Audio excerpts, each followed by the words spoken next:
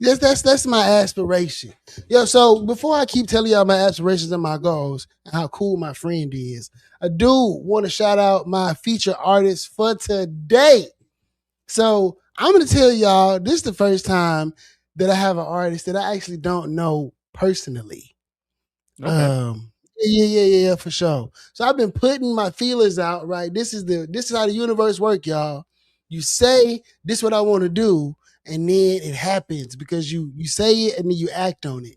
And I reached out into the universe, and I got a response from a manager from this artist from Boston. Can you do a Boston accent? Boston. That's Boston. all I got. Yeah, Boston. Boston, Yeah, Boston. Massachusetts. Yeah. Yeah. So Buddy is from Boston, Massachusetts. We are fucking that shit up. Yeah, it's so bad, so bad. I'm from the deep south. Okay, I'm not as worldly as you. Okay, Yeah. I've only heard so many accents in my day. Before I get into this, Virginia is the South. Okay, like But it I'm is from the the deep South. south. Yeah, I don't give a damn. Don't longitude, latitude, me, dog. Like you know what I mean. Like it's country there too, dog. You know what I mean. Like I'm Mhm. tired of us being put in the middle. I'm from Norfolk. Like Yeah. it's spelled Norfolk, and I pronounce it nah fuck. You feel what I'm Mhm. saying? Like, and I can't help it. Yeah. Yeah. Yeah, I'm just like saying, you've lived a lot of places, you've lived a lot of lives, so you're probably more familiar with some of these accents. There's only so many words that I can say before I start sounding like an idiot, due to my deep Texas drawl. And I do a good job of switching it up, but there's only so many things I can do. no, I mean I would never mistake you for Boomhauer. I could get there. I could really Yeah, get there if I I would, wanted to. Yeah. I would never mistake you for Boomhauer. But anyway, so Cam Webby is from Boston. I really enjoy. Nah, whoever this hater is in the comments, nah, chat. Virginia is the South. Okay, like you're not doing this, dog. Virginia is in the South. It's the South. Like, I'm from Norfolk, down there by North Carolina. We go to Elizabeth City. We eat Mhm. fried crabs and yak, which I found out is an extension of Yaki Mean from New Okay. Orleans, which is crazy, right? But growing up, Mhm. we used to sell things called in the community when people wanted to raise funds, they would sell yak plates. Uh-huh. Um, yeah. Like, and it's who is that? As a DMV from Nova, VA is split down the middle. That's why we the Mid Atlantic, Hey, right? Split down big the shout out to the middle. chat. Yeah, Big big shout shout out out to to the the chat. chat. I feel like, These my people in the chat. Jay West, yeah, DVP in the chat too. I see you. I see you, Jill. yeah, Thank y'all for showing up. yeah. Appreciate y'all for showing up and interacting in the chat. Yeah, I'm from Jersey, but I can drive to Maryland. It's a day that's the North. Man, we gonna respectfully disagree, dog. I'm not even gonna lie. Look, We all I know gonna is ain't nobody mistaking Texas from the north. Ain't no time soon. And honestly, Pan, you one of us now. I am. I Yeah, am a Texan. I rodeo, and I love the rodeo. Like that's just a nice cowboy I'm a boots. steward for the rodeo. What? Right, Yeah, right. You yeah, yeah. on the board. Well, I'm not on You the got a board yet, cat. but like I know I got to you got to remember because I want to be on the international committee, and there are Uh huh. three pillars of the rodeo, and it is education, Okay. agriculture. Okay.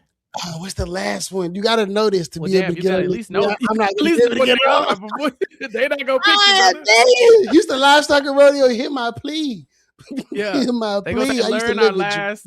I used Yeah, to they live gonna in say learn. Japan. Well, man, Yeah. Vernon is gonna be so disappointed in me. My shout out to my boy Vernon, man. My boy Vernon Hmm. put me on the rodeo.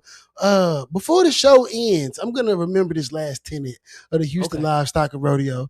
But we can Hey, yeah, for don't sure. don't don't talk to Wild West. He goes. I'm good. Don't talk to Wild West. I'm finna It's a good Google it, man. man. That's a good man. I'm He gonna finna throw us Google this off though. rodeo. What are the three pillars of the Houston You said Live? education, agriculture, probably Education. something to deal with Oh, money for sure. education, agriculture, and entertainment. I knew I was gonna get it. Entertainment. No, damn it, it's not that. I'm sorry, that is wrong. It is agriculture. How did I fuck this Uh-huh. up? Education, there's four. I Oh, missed one. Agriculture, education, entertainment, and Western heritage. Western heritage. That's definitely Yes, something you don't know about being from yes. Virginia. Yes, nothing. I learned all of that here in Houston. And when I joined the rodeo committee this past year, I learned so much about the rodeo and how it's an ecosystem for like change and like Mhm. bringing community together and all of these different things. It was a great experience. Like I was on I can't remember what it's called, but I was like on the cleanup crew committee where we like Uh, ride around outside on the golf carts and make sure that all the trash cans is out and everything get picked up. And I met a bunch of really cool old brothers and sisters and Hispanic people. Just kind of getting integrated into the community. Like it was great. I learned so much about yeah. cowboy boots and like Yeah. Western wear. Negroes don't wear that. Like not the ones Not, from not, the city. yeah, not from the city. But Mm-mm. Houston is one of those cities where you can do both. Houston and You Dallas, San Antonio, you can do both. You can totally do both. You can totally do both. So, but anyway, y'all learned something about the Houston Livestock and Rodeo. Houston Livestock and Rodeo, you got a great endorsement from me, like with the host of the Recap Kickback podcast. We should be on Podcast Row during rodeo season, letting color people know that the rodeo is awesome. Yeah. I'm just saying, like here, Dig shameless it. plug. Shameless Yeah. plug. But so back to our northern brother, Cam Webby, right? I'm not gonna lie. He got some jammers. Before Mhm. we get into this political talk, because I really have been waiting to talk to you about everything that has happened. Oh my Yeah. God. Yeah. Yeah. I knew we are gonna have a great conversation about this. Well, And I I did. love talking about politics, Japan. It's my favorite thing in the world, right? Oh boy. Oh, I know you hate it. I do. I hate it so much, but I do it for But you. For you, I'm yeah, here.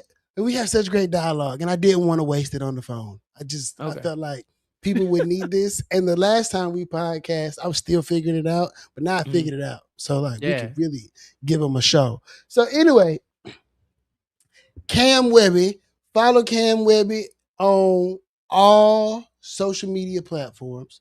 Hold on, I'm gonna put his name down here in the ticker. Give me one Yeah. second. I really appreciate you putting these artists on. I know, I've seen, some artists that I know on here before, but I like what you're doing. I really wish I had thought about it first.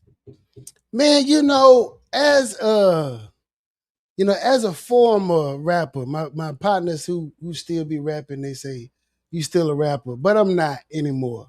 I still participate in the craft, personally, but professionally, that's not my ministry anymore.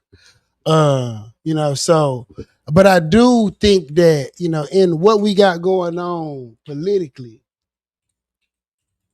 I think that who we are as a people, as far, and and I would say this, if I listen to country music, if I listen to house music and all that other kind of stuff, which I'm trying to get into, like, the flavor of the music selection will change because I do want to diversify, but I think it's important to mix the arts, right? I always go back to Harry Belafonte. He pissed me off because like he was married to a white lady, but that's neither here nor there. But you got to have the art, right, in the activism.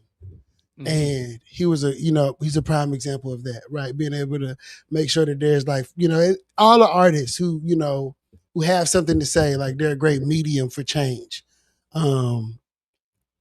So putting them on, your very talented cousins. Shout out to Leaf Village. Yeah. Yeah. They do the theme song for my podcast, the intro and outro song. They're amazing. Mhm. Like all of you, if you have a chance, go check them out. They're amazing. So right now, we are about to jam to some Cam Webby. This is Cam Webby. I can't see the name. I think this is F the Streets though, because I heard it and I know what it sounds like. But StreamYard is doing me dirty. It's not giving me enough room in the panel. And his song title is really long. But it doesn't matter, because we're going to jam it. This is F the Streets by Cam Webby. Get into it.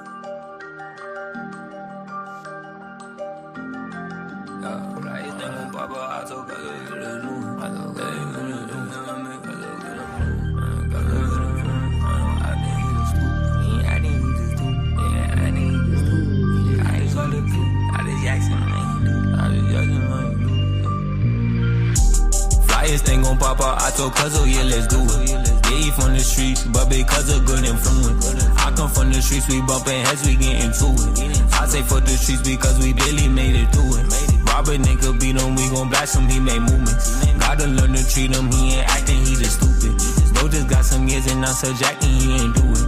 And I just bought the pill and I just yacked him, I ain't do it. This ain't for the weak, don't be making too much calls. Them ain't your brothers, baby, we gon' slime them off. Tell me that you love me and you said it in the star. I can tell you freaky, you don't gotta change it all. Mommy pull her hair, she won't get pinned up on the wall. She like this today, but who she gon' be tomorrow? Soon I hit like one and I was trying to hit them all. I'ma run it up so I can look out when they ball. So I can look out when they need. You gon' hold my hand when you up, just don't leave. I done put my heart out and I wear it on my sleeve. I ain't being real if I ain't being me. Say this every time and I'ma say just what I mean. When I'm with the fence, showing love and it's on me. Every time I got it, I know they gon' keep it G. Every time I got it, I know they can come to me. If I'm seeing you, turn around and cheating me. I can't feel nobody if I cut you, you gon' bleed. Hard to get my money, tell the junkie that's on me. Hard to get my hit, you acting funny and you need. And I just bought the pill and I just asked so please don't judge. Say you really love me and I'm glad that you don't love me. Bro just put my blick and that's what made me push my button. Always say it's nothing, but to them it's really something. When I'm on that energy gon' change like it's fun. When I'm on that energy gon' change like it's nothing. Do you love me? Do you love me? Flyers thing gon' pop out, I told Cuzzo, yeah, let's do it. Yeah, he from the streets, but because of good influence. I come from the streets, we bumping heads, we get into it. I say fuck the streets because we barely made it through it. Robert. F the streets because we barely made it through it. Nah, for sure, that's a good message, brother. Because F the streets. Right, that part. We know so many people who fall in love with the streets and never make it out, and then the story is just looking back on the time that they was in the streets. But I mean, is it a happy ending or is it just an ending? You know, I not think too much. I think once you make it out, you be proud that you came from that and move forward. Right, you don't have to stay in that mentality. Yeah. I mean, great song though. Great message. Great song, great message. I like the production. I like the flow. You know what I'm saying? Like he definitely had a lot to say. Like, you know, to me it's a jammer, and that's why it's being played. Yeah, that's a good one. Yeah, big shout out to him. Yeah. Big shout out to bro. We got a couple more tracks from my boy Cam from Boston. You know, did I do it right? I do Boston. Boston. Like, Boston. I don't know. They pocket at the Harvard Yard. You know, that's so I say Boston, but I'm pretty sure it's like some better version of whatever the hell I'm trying to do. Oh no, I need to listen to some. Ain't Bobby Brown from up there? I don't know where Bobby from. I think Bobby from Boston. I think New Edition is from Boston. That's the first time I figured that when I found out they was from Boston. I was like, is black people there? Black people everywhere, brother. It's just but you know how much agency they have. Everybody always, you know, at first I didn't think black people lived everywhere, and then people go, black people live everywhere, and I'm like, oh, okay, that makes sense, you know, but you don't tend to think that. Some rappers said every city's got a ghetto and every ghetto's got a hood. I believe that's Eminem who said that, and I think he's right. He's true. You know, he's right. I think they're going. If there are black people around, they're going to find a way to marginalize them and put them in a little corner of the neighborhood. And so it's true. It looks like New Edition is from Roxbury, which is a neighborhood in Boston. So yeah, I think you're right. I know my Black history facts. There you go. It's my prerogative. It is my prerogative. Speaking of black people being marginalized, they are redistricting, right? The redistricting push. There it is. That's the face I've been looking for. There it is. What do you mean by that? What do you mean that? There it is. You know, I would like to know Chappelle's thoughts on this. You know, I want you to know. I want you to say how you feel about where we are, right, as a country, and where we are as people, right? Because I mean, I think you know how I feel. I'm gonna say it, but you know, I want to know your thoughts on this, right? You know what I mean? We can, you know, we can flush it out. But you know, what's up? What you thinking? You know, Memphis. I know you seen your boy Justin out there in the white man face. You know. I can't believe you got me talking about politics. I hate this. I hate talking about these things because, largely they make me feel, in a lot of ways, it makes me feel powerless. And I don't like to feel powerless because I like to feel like there's always a chance for the people to be able to rise up and make themselves a better life than even what the government is going to allow for them to do. But when it comes to redistricting and redlining and things of that nature, it's really hard to see a way out when you can tell that the chips are being stacked against you so blatantly and nobody cares, or there's not enough momentum to do anything about it. In my bathroom, because I'm a nerd, there's a book that I read every time I'm in the bathroom taking a little time. It's called The Color of Law. I'm sure you've read it or heard of it, but it's called The Color of Law, A Forgotten History of How Our Government Segregated America. And it's by Richard Rothstein. And this book is a deep dive into the history of redlining in the United States and showing that there's so many things that have happened when it comes to just the way they are forcing people where to live, how to vote, based on their skin tone or their socioeconomic status, that doesn't allow people to rise up and overcome, doesn't allow people to amass generational wealth. It doesn't allow people to work their way out of poverty because they keep getting pushed into these little, I just talked about it with us finding a ghetto in every place, but there's a reason why there's a ghetto in every city, right? It's not just because Black folks like to live together. That's what people want you to think. But there's also people who would love to live in different areas, but historically the government has made it very difficult in different ways to keep people from being able to own their own property at a reasonable amount, and to move into nicer neighborhoods. And so by segregating us and putting us in these little boxes, they're able to also say, okay, and now you can only vote for these specific things at these specific times with this specific neighborhood. And it shifts the way your representation appears, when in your vote. And it's been happening forever. That's why I read this damn book. But I've been reading that book before they started this shit again, right? Before this, I've been reading it book for a while because it lives in my bathroom. So it's one of those just like, hey, I'm in there. Let me grab it real quick. And so to read that book and to see all the examples historically of these things happening, and then to watch the news and find out, oh, look, it's just happening again in front of our eyes. And now we're in a big ass redistricting battle where it's like, oh, well, y'all gonna redistrict? Well, I guess we'll redistrict. Well, I guess we'll redistrict. Well, since y'all redistricting, we go redistrict. And now everybody's pointing the fingers at each other at who did it first and saying, well, since y'all did that, we're going to be justified into going one step further. And it's really exhausting. So to answer your question, no, I hate all of this. I hate all of this so much. And it's pretty messed up that we still got to deal with this. It is pretty messed up that we have to deal with this. I think, the one thing I just can't get past is Clarence Thomas. I just cannot. It's insanity. I seen a video, it's the Clarence Thomas train of thought, right? It's those kind of Negroes, because Wesley Hunt is like that too. I watched him foam at the mouth the other day. It was disgusting on TV, screaming about how, somebody was a slave and he's here and he leads a majority white place and all this. That's that Megamind looking nigga. I can't stand him. Oh my God. I can't. It's him and that dude with the teeth. But you can always spot a Black Republican a mile away. Like they just look like God turned their back. God was like, hey, God took his eye off the ball just a little bit too long, and that's how you became a Black Republican. It's gotta be because they all have a certain look to them. I can't stand none of these Negroes. Can't stand none of them. And Clarence Thomas, I'm gonna say it right now, he's not dying fast enough.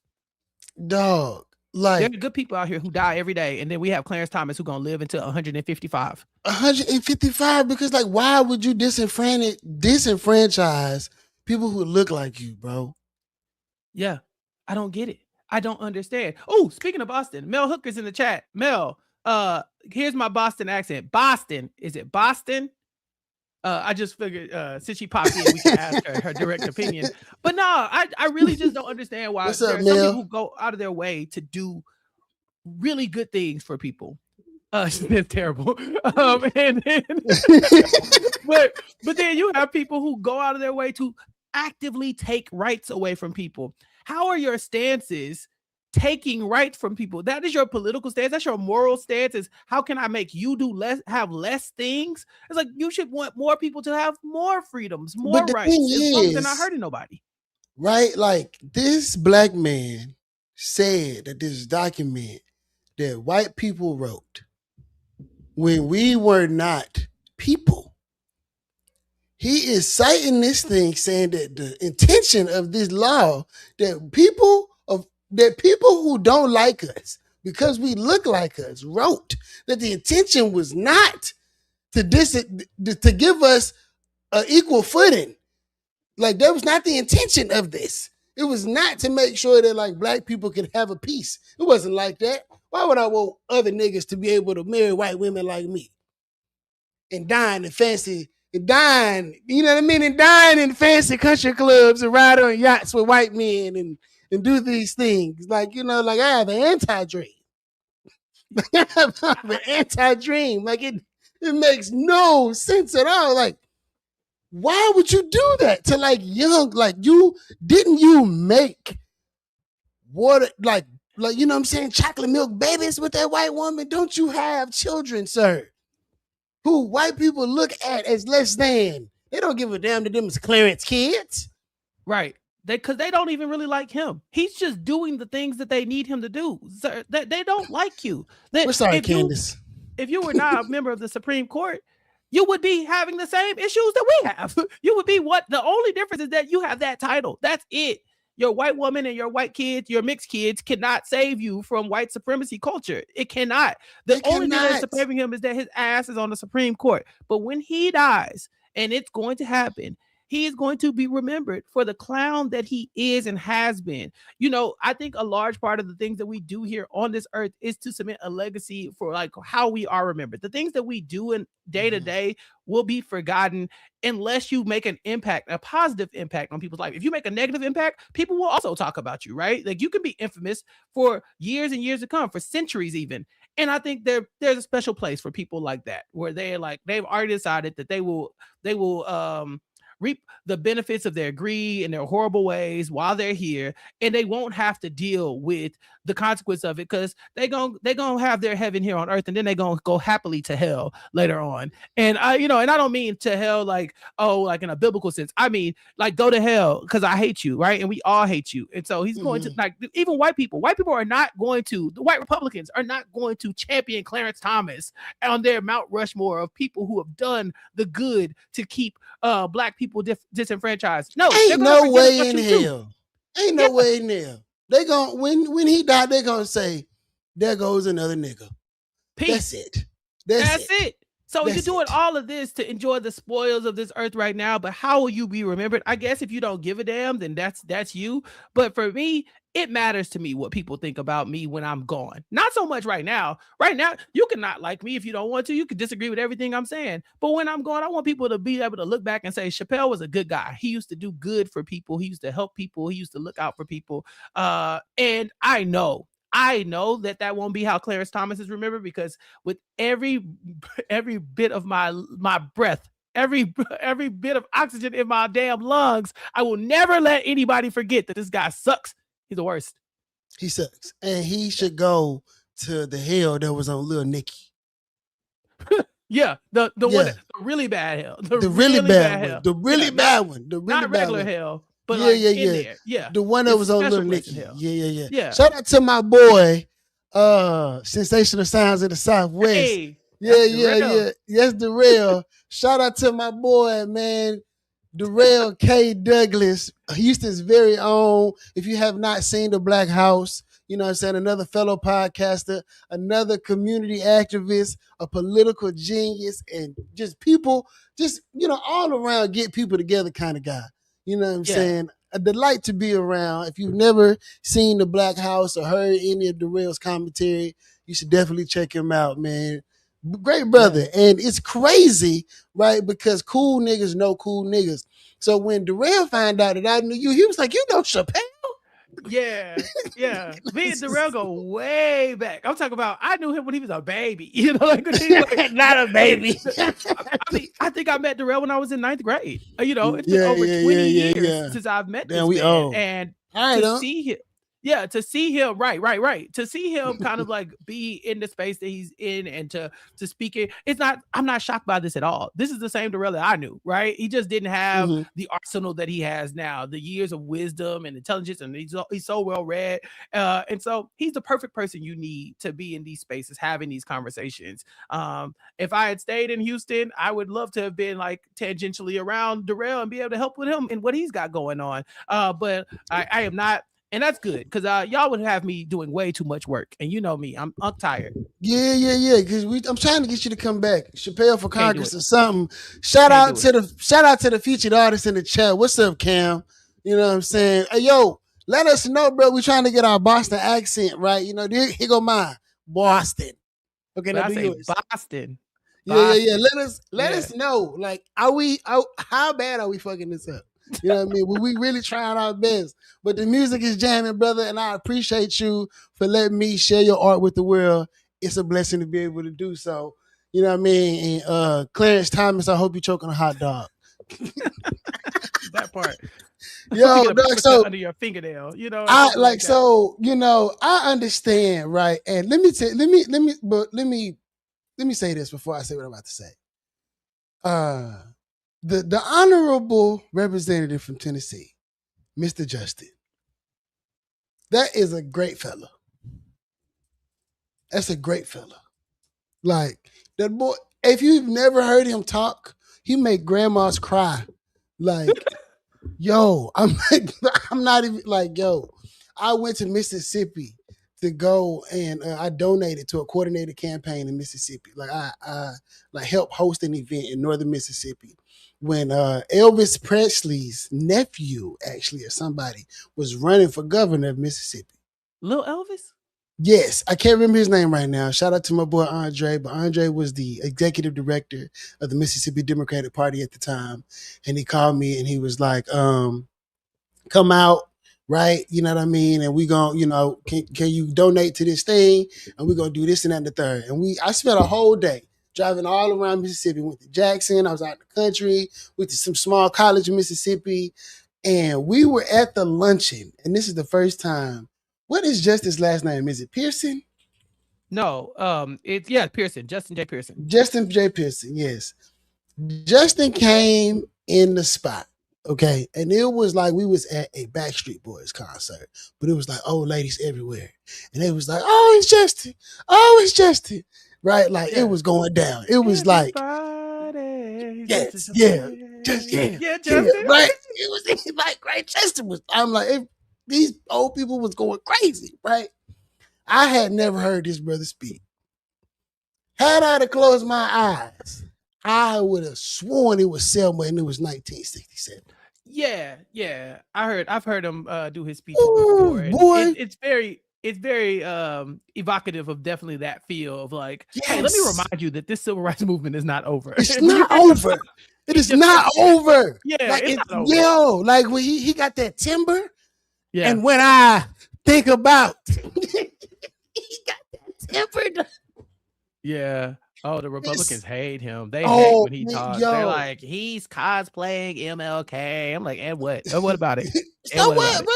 And what about it? We all wanted to be like Mike. You know what I mean? Right. Like you be like Malcolm. Be like Martin. Yeah. you know what I'm saying? We all wanted to be like some black man. It's cool. He picked Martin. It's all right. That's cool. They named the day after that man. We can be like Martin. Everybody don't appreciate the contribution of Martin Luther King. Just look at Charlie Kirk, what he said. But I appreciate his boldness. And I appreciate him, because when I seen that boy cussing on TV, I say, who the hell is that? That boy say, what the fuck is wrong with you?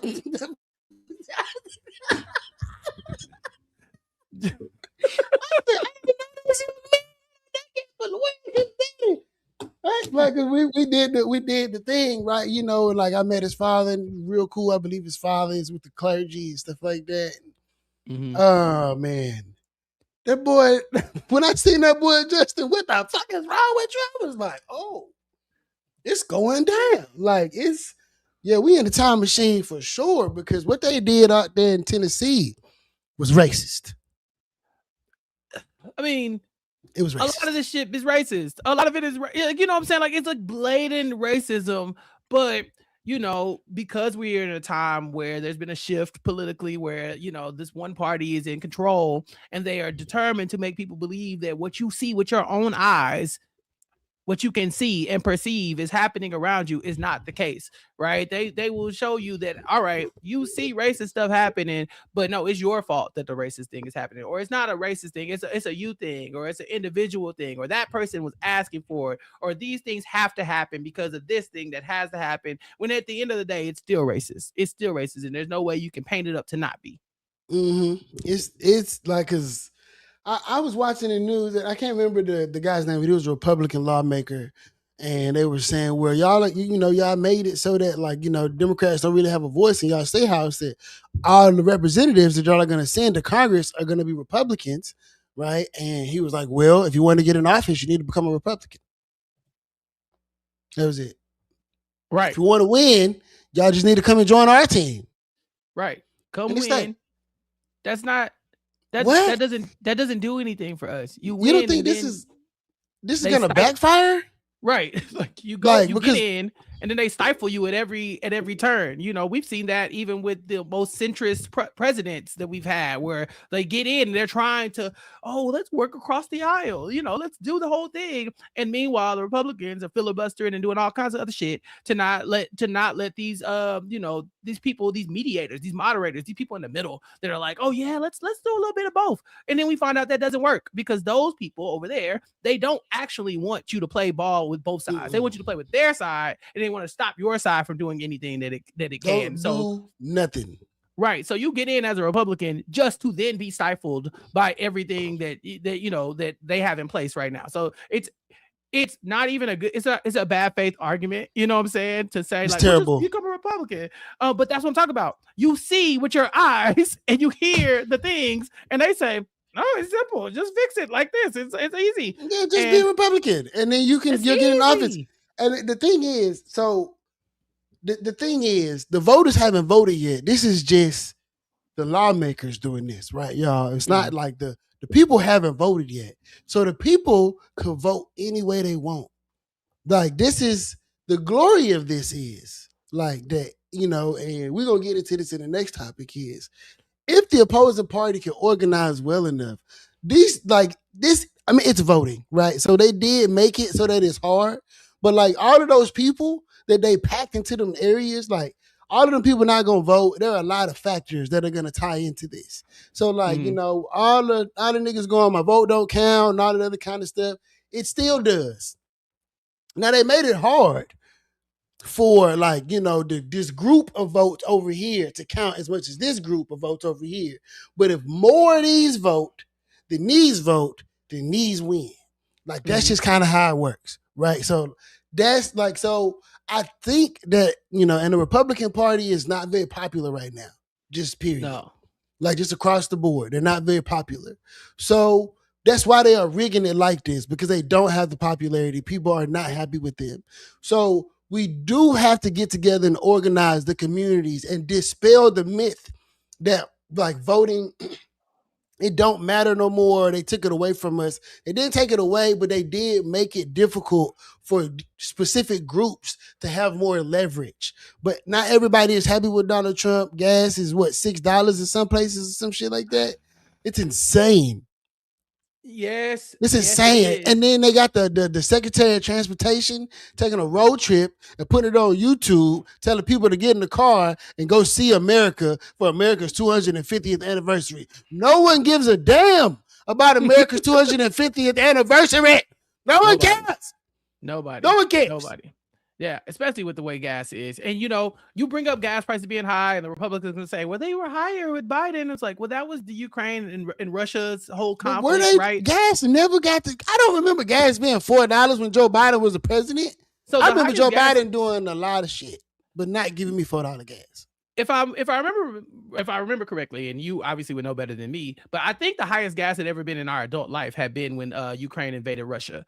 Now this is not due to some other conflict between two countries that are not us, right? This is the direct doing of our government, and on top of that, our lovely president, his lying ass, made all these promises, all these campaign promises prior to winning the election, where he said, no, I'm going to make the prices go down. We had to hear so much about the cost of eggs and groceries. We had to hear so much about the cost of gas and all these things that he was going to magically make it go down. He's talking about within the first 90 days, these are things that was going to happen. Well, guess what? They're going up. And so it's like, if you are going to make promises, I don't know why the Republican Party has a big issue with people holding you accountable to the promises that you make, to the statements that you made. If you said all these things to get votes, how come we as a people cannot then say, okay, you're not doing them. What are you going to do about it? Can you fix them? And if not, why can't we replace you with somebody who can? I think that's ultimately where we're heading. But it's just, to me, it's too slow. You lied so many times over the past decade. And now we're in a situation where we're looking at your lies directly in the face, and nobody has an answer for us. It's just kind of like, well, I guess that's life. But isn't that what powerful white men with guns do? Yes, Should we and that's go why back, they try to keep them powerful. to the Nina and the Pinta and the Santa Maria? the first pirates that landed on America. We go back to what they did to those nice people. Yeah. You talk about what they did to those nice people that were just on the shores naked, eating berries. Chilling before they came over here and gave them the flu and shot them with guns. And then gave them paper and told them that you got to live by this. I have a deed to this land that I've never seen before, but I just got here. But I can write, and you can't write. So you don't even know what good is, because you don't know how to write on paper. Honestly, the writing is one thing. I can overlook the fact that I can't read, but what I don't have is a gun. And as long as you have a gun, I think you win. I think you win. So yeah, blame the Spaniards, blame Columbus, blame the Portuguese, if you want to. But at the end of the day, yeah, these people came over here with guns and they took what they wanted, and then they've been systemically even creating a structure where, as long as I am rich and I have my guns, you cannot take this away from me. And the first thing we go say you can't take away is the guns, right? We wrote that into our Constitution. You can't take the guns. Country, it writes that there are countries that have no guns, 0 guns. Our country is like, no, we gonna have guns. We're gonna make sure we got guns, but we gonna tell you who can't have them. We can have them, but I will also go in and tell you, you can't have them, you can't have them, you can't have them, you can't have them, you can't have them. But we can always have them. And that's how you keep power, right? You keep the money concentrated, but you also keep the uprising from happening. You make sure that you always have the weapons, and the military defense budget that we have in the United States could feed countries, it could feed countries for generations. You could give food to dying people, but instead you're like, nah. We need more drones. We're gonna blow some more shit up. More drones. Yeah, we're gonna blow some more shit up. More bombs, more gifts, donations. Yeah, that's what you need. And I'm like, we just want to see shit go boom. It's really getting hard for me to live in a country where I know we're the bad guy. And I think when I was younger, that's I was American exceptionalism. But it sucks. It does suck, because you got to look around and say, like, damn, if our foot wasn't on the neck of so many other people and countries, and I say this as a person who the country's foot is also on my neck, right? Like, I don't benefit in a lot of ways from the structures here in the United States, but we're the bad guys. We're the Fire Nation. It's us. We're the ones who come in, we invade, and they can't do shit about it. We are the Fire Nation. We are the Fire Nation. We are the Fire Nation. We come in and we have the most firepower. We have the most money. Blow shit up. And we'll start with the air nomads, and we'll move over to the peaceful Earth Kingdom. You know what I'm saying? Like, we will work our way around, because we are the bad guys. And it's tough, because when you go other places, you don't want to feel like, damn, my country is me. Like, I wear the United States flag on me, as like, when people say, where are you from? I'm from the US. Oh, they give you a look. That's like, what you say? I tell people I'm from Texas. I just say Virginia. I start saying Texas. When you say Texas, people get like, when you say Texas, people are like, oh, okay, all right. Let's go Virginia. Yeah, I was in Athens one time, and I was talking to I think they were Armenian, and they were talking to me. They were like, where are you from? I said, oh, from Texas. And they said, oh, like some island, was it Crete or something like that? Creta? Yeah. And I was like, what do you mean? They were like, yeah, that's like a place where you would go to a wedding and get shot. I said, yeah, that's Texas. Yeah. I said, yeah. I think she would go to a yeah, damn, that's crazy. Yeah, that's Texas. You could definitely get shot at a wedding. Absolutely. Yeah, But they they get it. shot They Uma get it. Thurman at a wedding. Maybe they saw that on They Kill beat Bill. her ass at a wedding. And- They might have been in Texas. They might have been. Yeah, in Texas. they were in Texas. I feel like they were like in Ozona or something. Like definitely Yeah. West Texas. Yeah, for sure. Yeah, they were in Texas. But my point is that, like, damn, our country's identity becomes our identity, even if we are not the people who vastly reap the benefits of some of the weird shit that we be doing. This is true. So these foreign people thought you were a violent white man. No, when I said Texas and they saw that I was black, they were like, fuck Donald Trump. And I said, yeah, okay. But and then they went on their whole rant. But again, first, Yeah. when I was in London in December, and same conversation, right? I was at a rave, and these two older British ladies were like, where you from? And they were like, well, you're obviously American, right? They could see it on me, which I mean, good and bad in London. But they were like, Donald Trump is a wanker or some shit like that. And I was like, at least that at least to come at me with these kind of things. Like, what does wanker mean? Because I feel like they call him like a penis. I think so. Yeah, like a dick. Yeah, they say a dick. And I think Donald Trump is a dick. I think that's fair, right? And so they called him a wanker. And of course I agreed. But I like being a person that when other people see me, they see that I'm anti whatever the hell he's for. So wanker is a highly derogatory slang term, which while its literal meaning refers to male masturbation. Yeah. A whacker. That's white comedy for you. Right. Thank you, Mel, because I was going to get to that. So you was at a rave with old British ladies? I was at a daytime rave, so that's why the people. Okay, daytime rave, rave by like 9, be done by 9 for the unks and aunties out here. It was they drinking coffee. What were the uppers? No. We was turning up. We were in a basement party, right? Like in the bottom of it's like a hotel, and then in the bottom of it had a basement. And the DJs in there, and they playing like disco house, music and like pop dance mixes, right? So I'm talking about anything from like Raven with the Golden Girls. What was I? But you gotta remember why I even went to London. I went to London to see a Jamiroquai concert. That man had not toured in London since that exact concert since like 1992 or something like that. So I'm the youngest person at that concert anyway. So I already knew these were the people that I was gonna be hanging with all weekend. We had a good time. I was so drunk. Oh my God. The bar, like when we got there was a happy hour, and it was like 2 drinks for like $8 or something like that. As long as you got your drinks in by, you know me.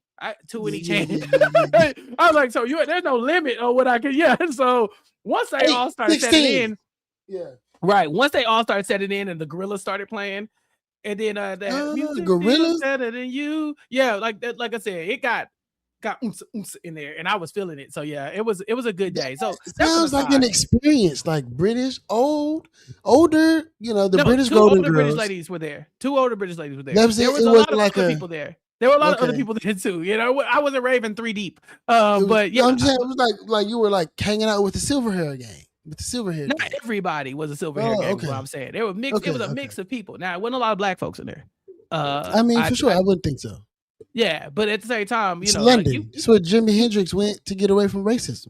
Now, look, when I was in London, I slipped over to the black area because I'm gonna find the hood in any city I'm at, and I went over to Brixton. And I had a great old time. We would listen to garage music. They have their own, like they listen to a lot of the old school rap, like the East Coast kind of like hip hippity hop rap. You know what I'm saying? Wu-Tang. Yeah, probably older than that. Some Rakim, stuff like yeah, some stuff like that. So we did get over there at some point. But yeah, it is mighty white in London, but it's also a melting pot in a lot of ways. For sure.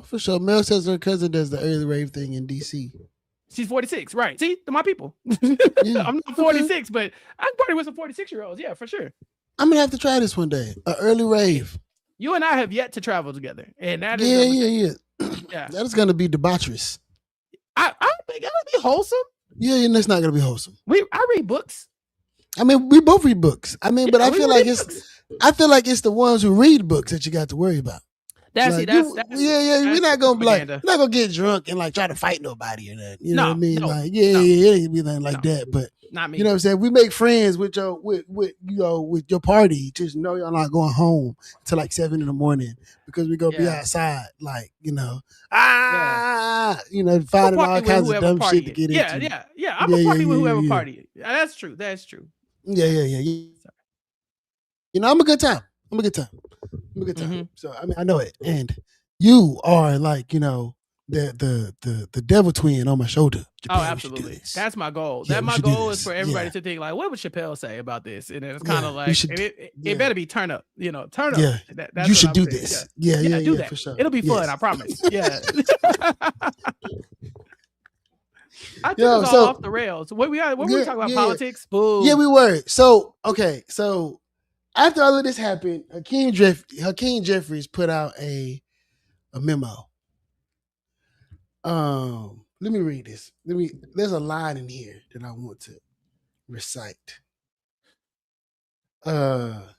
He said that the Democrats will take control of the House in November, which was an incredibly bold statement. I mean, what was he gonna say? We might, hopefully, fingers crossed. You gotta. It's like when somebody asks you about the football game, right? Like your team about to play. Yeah. Like, do you think you're gonna win the Super Bowl? It's like, yeah, like you gotta say like, yeah, we gonna win. And then when you lose, you're like, damn, well, we tried, But if you come in stepping like, well, I think we might have just a little bit enough momentum to kind of like, that's not gonna inspire nobody to fight the good fight. I can understand that. Like, I can understand the coach coming out in him. Yeah. Right. But as me being me, when I read it, I went, Mm-hmm. Yeah. Let's see. Yeah. Let's see. Huh. Mm-hmm. Yeah. I did not feel when I saw, because I read it as well. And when I saw it, I did not feel like that inspired a level of certainty in me, because I think the Democratic Party have shown themselves to be incompetent in so many ways over the years, where we be getting our asses whooped. I say we, and I really don't even identify with them like that. I'm definitely liberal, make no mistake. But I be looking at these Democrats upside their head sometimes, like, what are we doing? And they made so many errors and blunders and got their ass whooped up and down the aisles by these Republicans so many times that you start to wonder, okay, well, damn, are y'all good at y'all's jobs? So when he says this thing, it doesn't exactly reinforce anything for me. It's more like, all right, prove me wrong, or prove yourself right? I'm tired of hearing about what you gonna do. I want to see you do it. And we have been getting hit in the face. Like when Kathleen clips this, I want her to back this up with clips of people getting knocked the fuck out on the slap thing. What's that? The slap, you know what I'm talking about?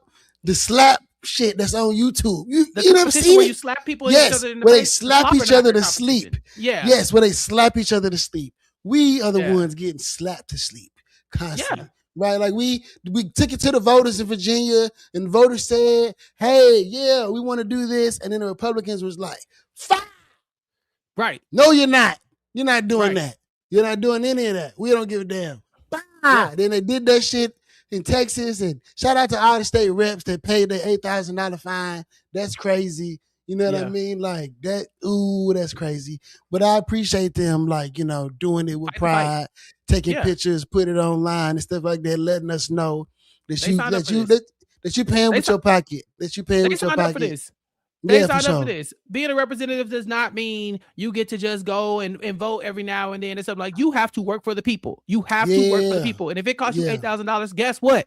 Work for the people. The people will pay you back. The people will donate to you always asking for money. People are always asking for things for their campaign and stuff like that. It will come back to you if you win, but you can't be out here bullshitting and like being like, I don't want to sacrifice my own wealthiness for the people. That you shouldn't have came into that role. You should have never asked for that spot. Mishi in the chat saying, I need a Democratic Party that is an actual opposition party to the Republicans. And that's exactly what I'm talking about. Because they be playing so nice, the Republicans don't play nice, and then they beat their ass. We don't play offense. We haven't been playing offense in forever.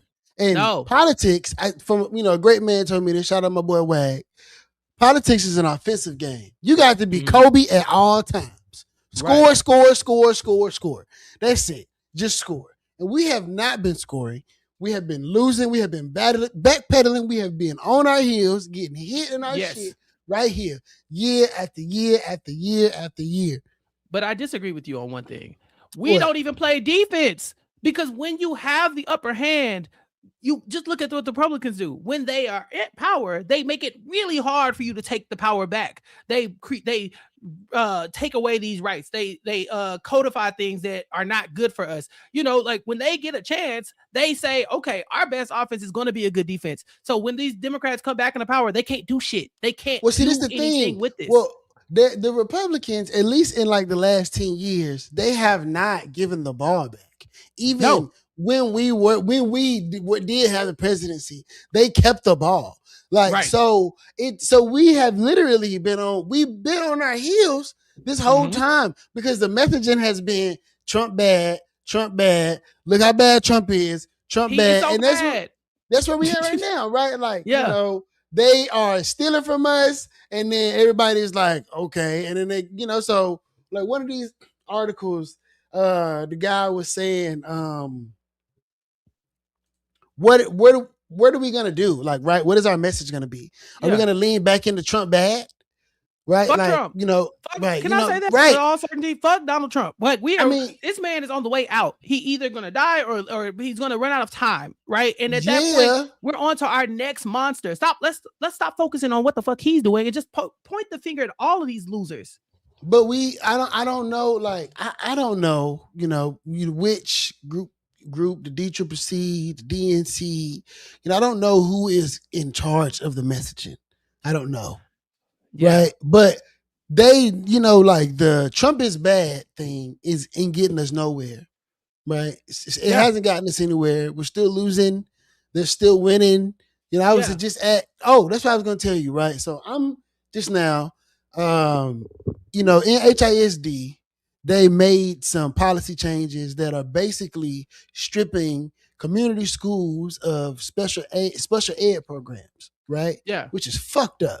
Because now you got these kids who, need special accommodations, who have to get bused across town to a specialized center, and they can't be in, classes with their classmates. They got to be treated other, right? And I'm at the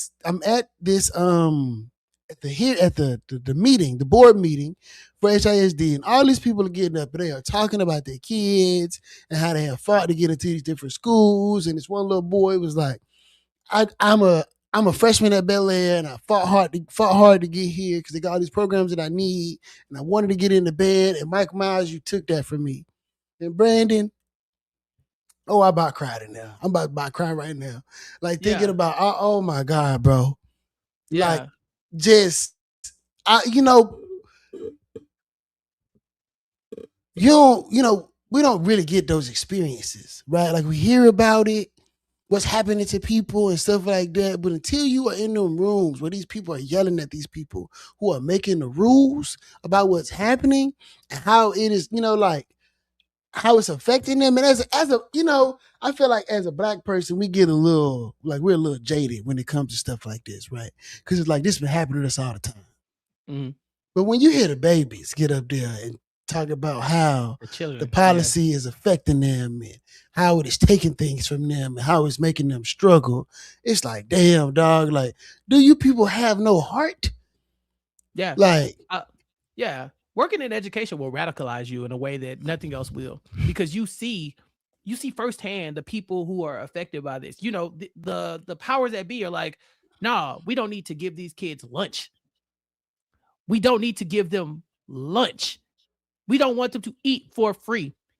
We could just give them food, but because we don't think their parents are working hard enough, they have to go and starve. And then when they can't get their homework done because they are hungry, and when they can't pass their classes and can't pass the test or whatever, we build fucking prisons because we're like, well, gonna need some more of those because gonna need some more of those. Look at these third graders that can't read. It's like they can't eat.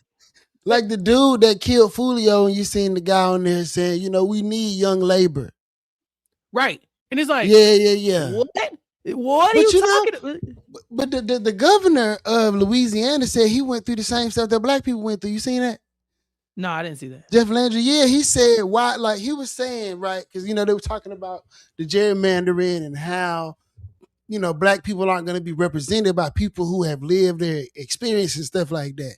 And he went, I'm a Louisiana boy that grew up in a predominantly black area, and I understand what black people is going through. Like I get it. And it's like, what?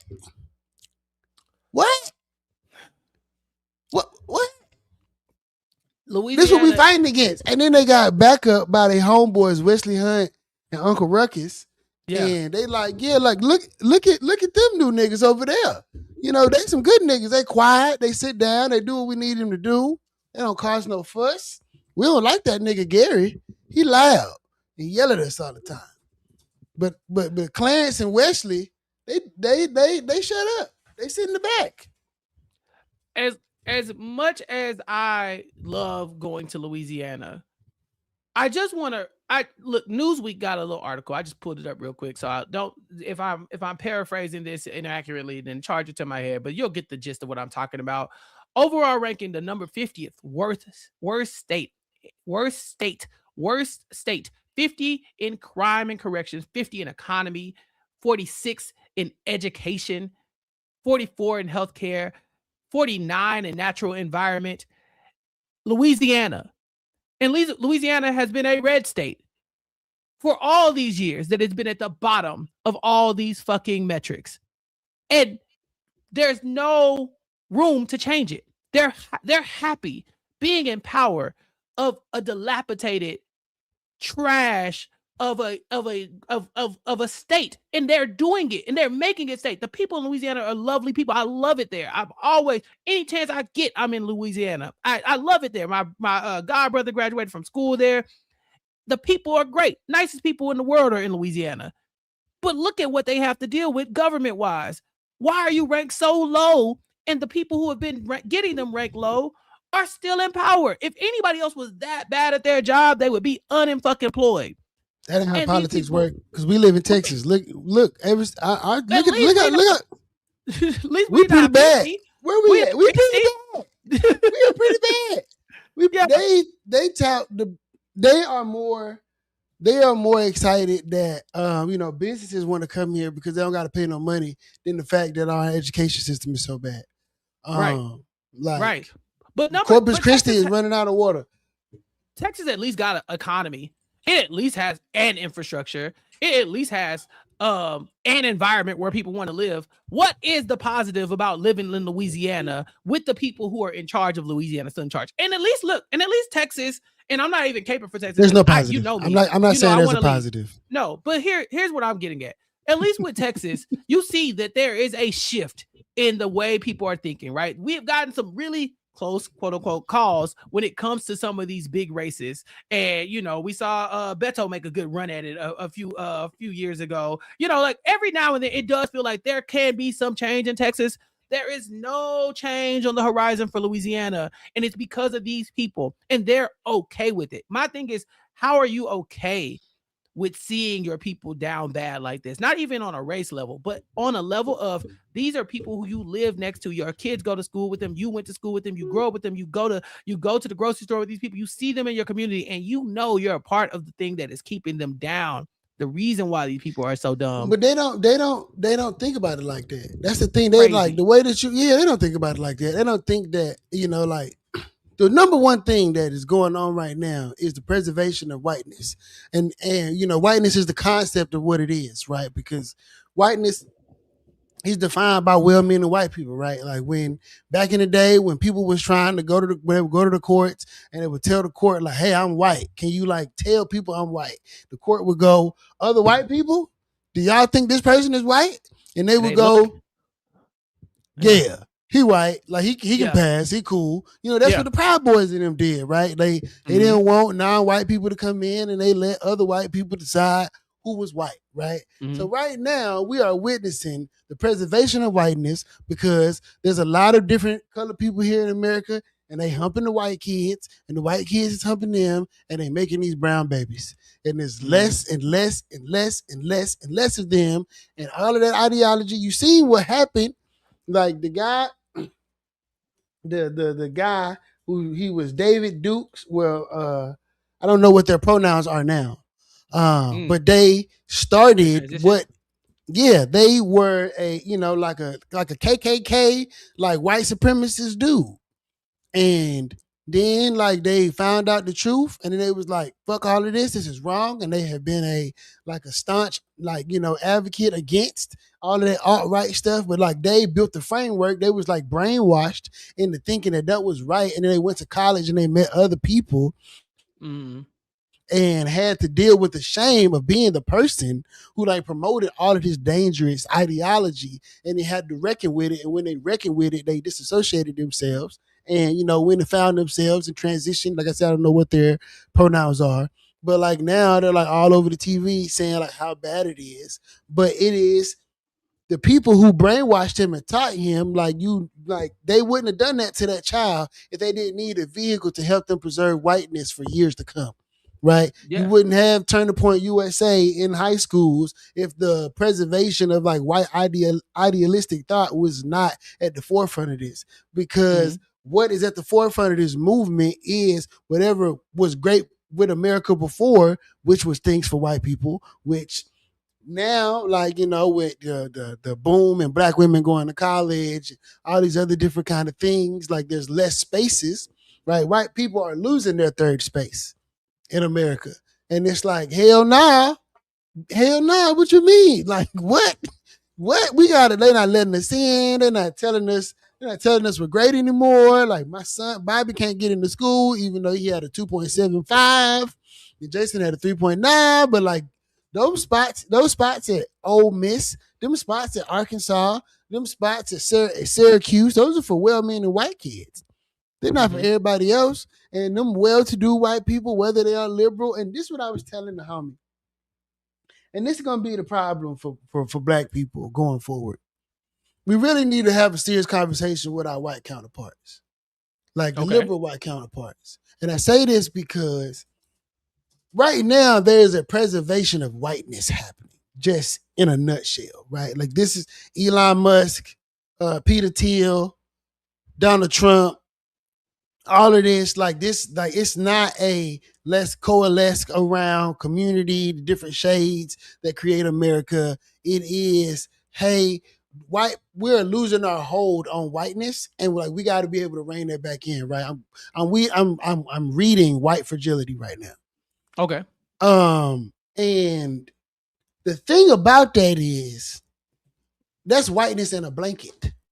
That's a blanketed concept. So whiteness doesn't care if you're a liberal white or you're a conservative white or you're a moderate white. It doesn't matter, you're white. So if white people are in power doing things to empower other white people, that means that white people who may be on the same side of us are going to benefit from these adverse effects of these terrible policies, regardless of the fact, whether they like it or not. Yeah. And this has been the reckoning that, Malcolm X used to talk about with black people and liberal white people and all of the, Pan-African, great Negro thinkers, whatever the case may be. Right? You said what? The French people. You don't hear the French when they said they're the real Pan-Africans? You didn't see that? I did not see that. That's crazy. I'll send it to you. Okay. But so what so in this, right, because that the proximity to power that whiteness holds is something that we're going to have to reckon with our white counterparts who are on the same side of the aisle as us when because if I was white and there was some stuff that was out here benefiting white people, it would be, I would probably, I don't know, right? I'm not even going to speak for it, right? I would probably not accept it, but then who gonna know I accepted it? Who gonna know that I did this stuff on behalf of my white privilege, right? So that's the thing, how do you really? Some of that shit's not it's not tangible though. You know what I'm saying? Like, just because like you are white, so you are afforded a lot of resources and things like that that you don't even have to go and physically touch, right? Like even like when we talk about the way black names were discriminated against, or ethnic sounding names are discriminated against. It's like, yeah, as a white person, if my name is Kim Johnson, it's like, okay, boom, pass, cut straight on through, right? But if my name is Shaniqua Bagginstocks, you like, all right, who is that? You know, and you start to ask questions, and they get your stuff filtered out, and so they do benefit from that. But Pan, on the flip side, we're men, and as men, we are afforded luxuries as well that we also have to be able to say. You know, we have to be able to put our privilege aside and say there are things that are built here for that will benefit us, because the hierarchy is straight white man first, and then everybody else, right? And it just kind of goes down in tiers. And so before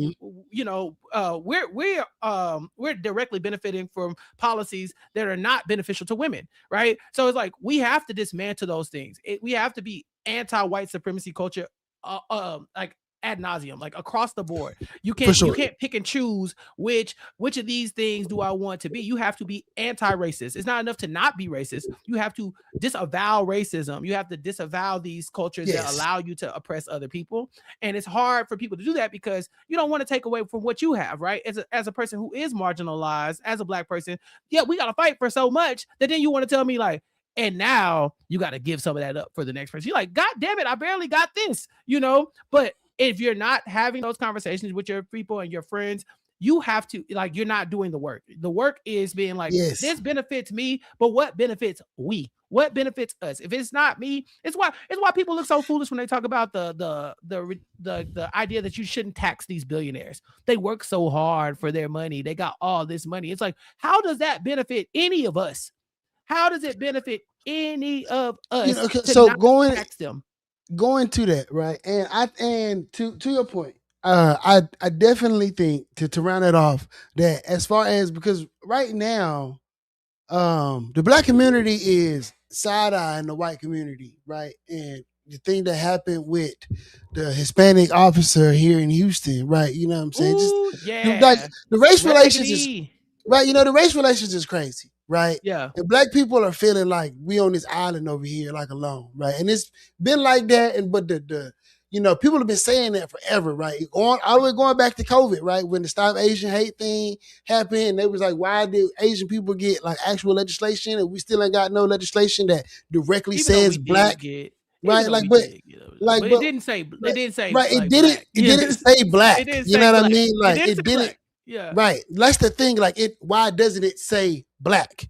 Right. Yeah. Like, that's the thing. Right. So, like, when we are talking to these people who do have proximity to the people who are doing things that actively discourage participation in our communities, they have to go to them and say, you need to write black in there. Right. Yeah. Like, it got to get uncomfortable like that. Like, if you a friend of the community, to tell your fellow white homie to write down black on the paper and say that these protections need to be afforded for black people, and don't feel weird about it because you are actively advocating for the betterment of our community, and we are going to be allies. You got to make sure that it say black on the paper. Otherwise, black people are going to remain bitter because we need to be formally included. It cannot be just that, okay, yeah, we, you know, like, black people gonna benefit from this too. No, write it down. Yeah. Write down. Black people get X. Yeah. And Y.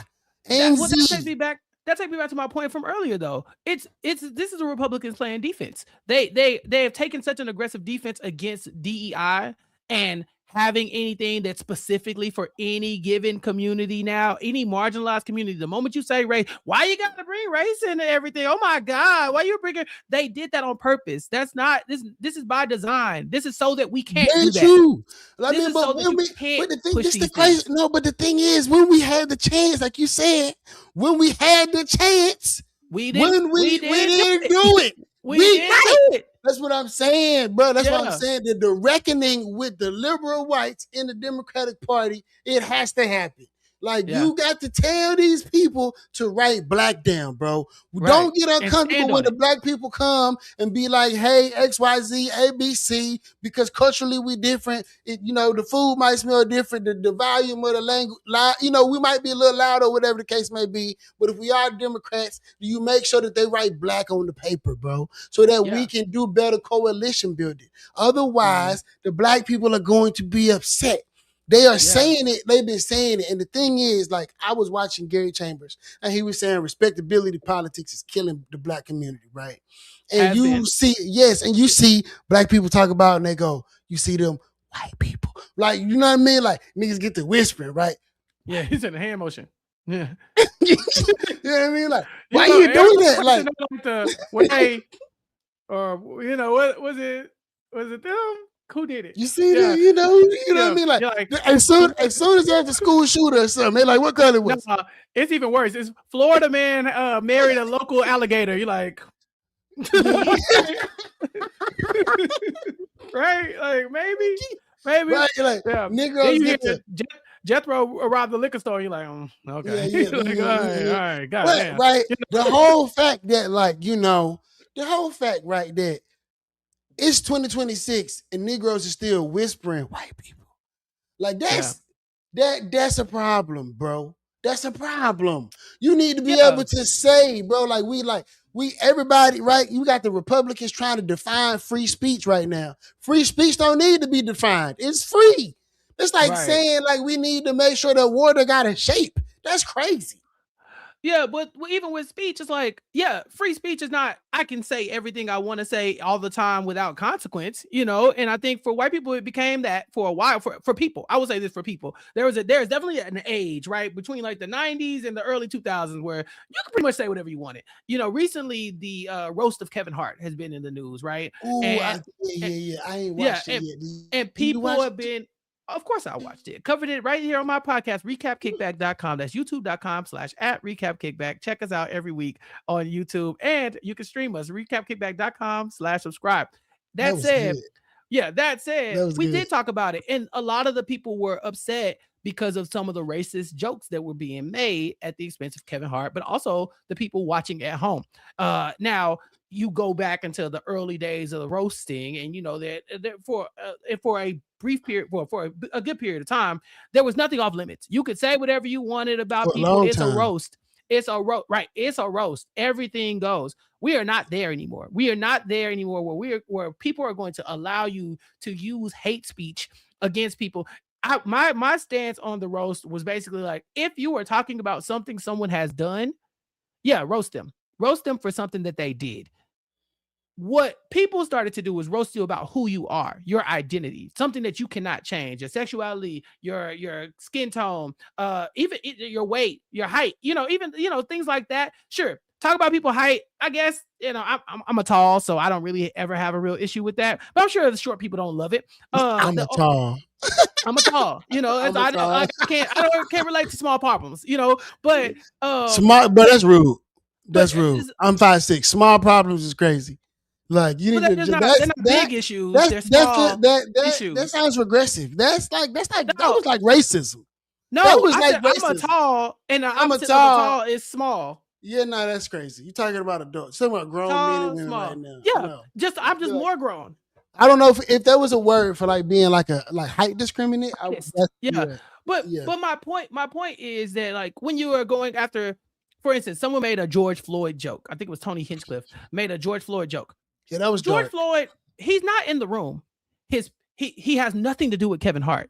So making fun of a black man who was murdered by the police on camera is insane to me, right? So there is a limit on freedom of speech. Sure, he's not going to get arrested for that, but I think you should be held accountable or I shouldn't have to rock with you, right? Like I think the big issue people had was cancel culture, which I don't believe exists because ain't nobody really been canceled unless people want them to be canceled. It depends on there's like a Venn diagram of things that can get you canceled, and then like this little space that you can live in if you're famous or successful enough to where that doesn't really matter.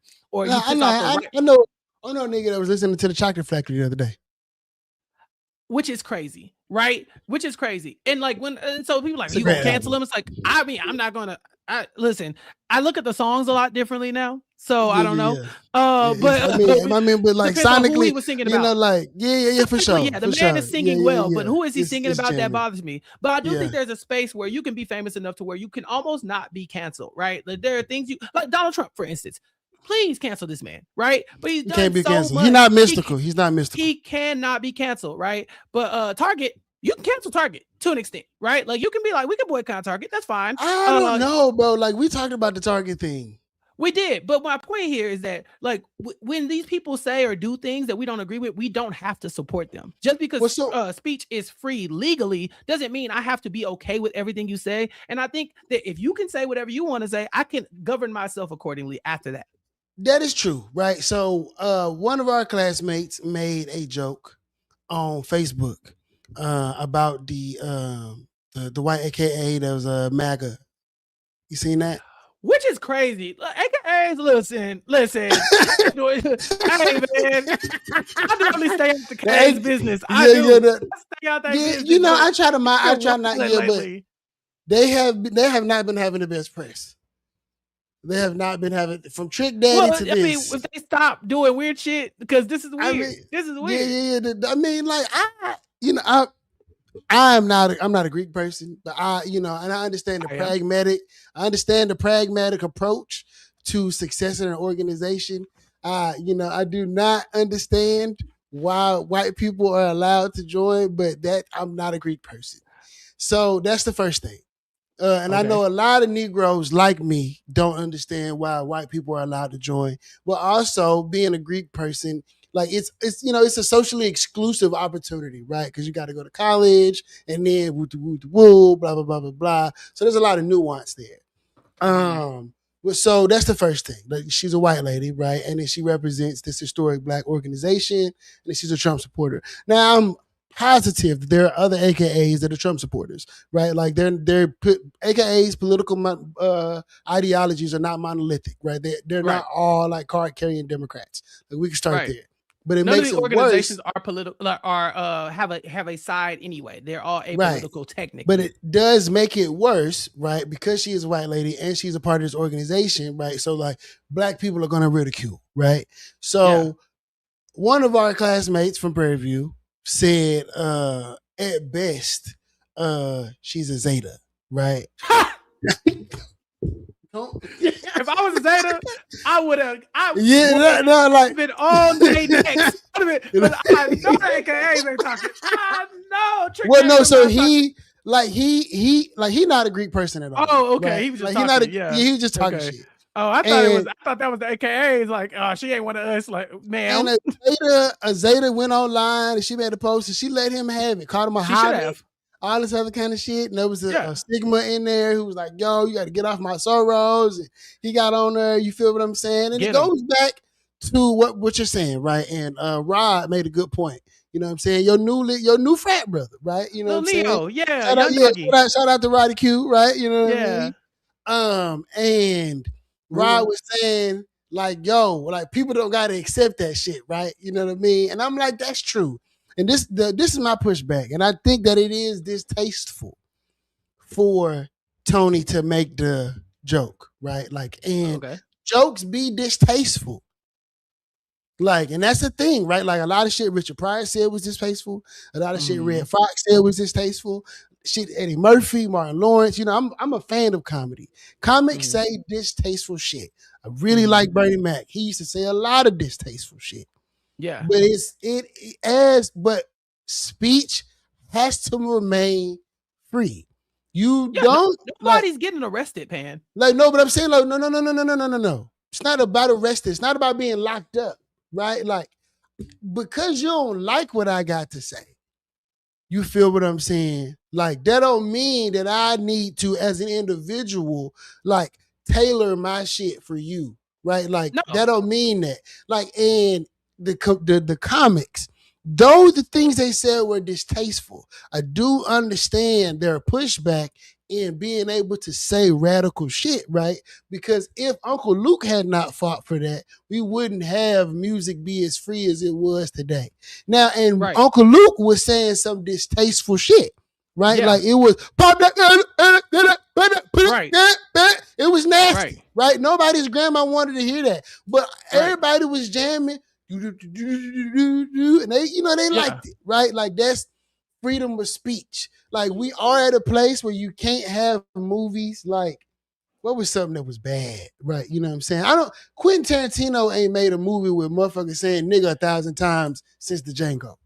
No, the Hateful Eight, he popped out again. Don't give him no passes. Oh, that's right. If anybody gonna be on Quentin's neck, I forgot. it's me. Anybody, if that man got one hater, I forgot it's about me. the Hateful Eight. No. One hater is me. I'm gonna I'm be with right you. there every time. I'm over Quentin Tarantino using the N-word profusely in all of his movies. Right. And all of the actors who empower him to be able to do this, Samuel. Sammy.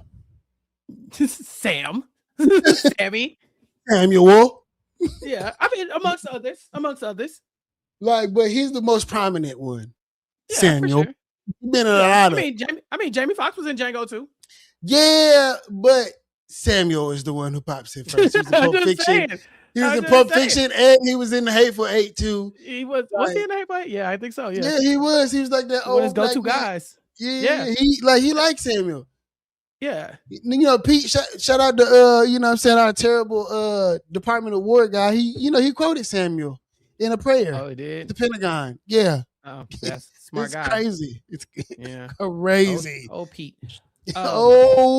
Yeah. One of my homegirls, because I grew up in a military family, so I got a lot of homies who are married to soldiers and sailors. One of my girls from high school was actually at a Mother's Day brunch at the Pentagon with Miss Hegseth. I thought that was interesting. Yeah. Yeah. She was okay. Not the people I'm going to brunch with anytime soon, but okay.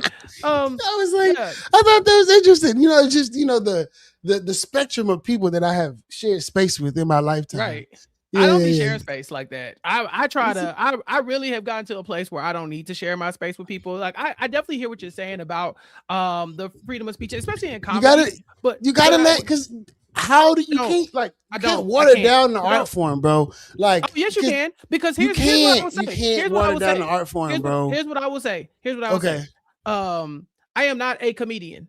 But as you alluded to at the very beginning of this podcast, I have made myself very successful podcasting. And people tell me I'm funny all the time. I'm funny. And I'm not funny because I'm being racist or hateful. And I'm not funny because I'm saying what you call it?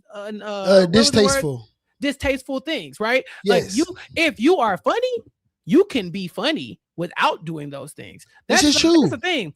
Punching down is easy. That's why there were so many comedians doing it, because it's easy. You want to be an artist, you figure out a way to do that without doing these things, and then I can raise you to a level of elite in the comedy sphere that other people can't be. There are some artists who they hear these things, they say, "Man, everybody's so woke now. Now the world is wrong because everybody no one's laughing at my jokes no more." No, get funnier. Be funnier. Try harder. Work harder. You be funnier. If we're changing, you evolve with us. We're not the problem. It's you. The society, people are going to grow. Okay. I don't disagree with that. Yeah, right? People are going to grow. We're going to progress. We're going to progress. My great aunt loves Josh Johnson. She loves Josh Johnson. Okay. Like Josh Johnson. He don't do no cussing and stuff like that, right? Like, and Josh Kev on funny. Stage is another. Kev on Stage. Exactly. Kev on Stage is funny, right? Like, you're right. But the genre, like, just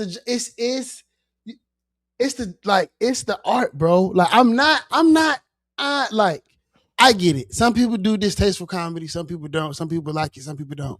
Right. Mm-hmm. And I think that people expect it because it's the roast of Kevin Hart, because Kevin is so commercial, for it to be more PG, for it not to be like, because think about it like this. When we was in school around the time when all of these comedians was like in their like heyday, right? It was like younger. When we used to roast, everything that you pointed out at the beginning of us talking about this, like things that you cannot change, those were the things you got fried for. Yeah. Like, that's what you got fried for, right? And I remember leaving the South and going to California and being at school. And it was you light people up, weren't you? woo, woo. I'm like, On your look at my ass, brother surfer walking boy. around. Ooh, we on your ass, little green ass nigga. What you got on? Right? And I remember being at school, and it was me and my partner, and we both, he from Louisiana. So we both Southern. And you make fun of people, right? That's what you do. Like, even like when you become friends with people, right? Like, you make fun of people. But it's also very hurtful, right? Like, sometimes like it hurts your feelings. Yeah. Yeah. But that's just the culture of like, that is just, and I'm not, hold on, wait. I'm not saying it's right. Yeah. I'm not saying it's right. That's the point of this story, right? So we firing this nigga. And somebody tapped me and said, Christian, that's not nice. And that fucked my whole world up. Right.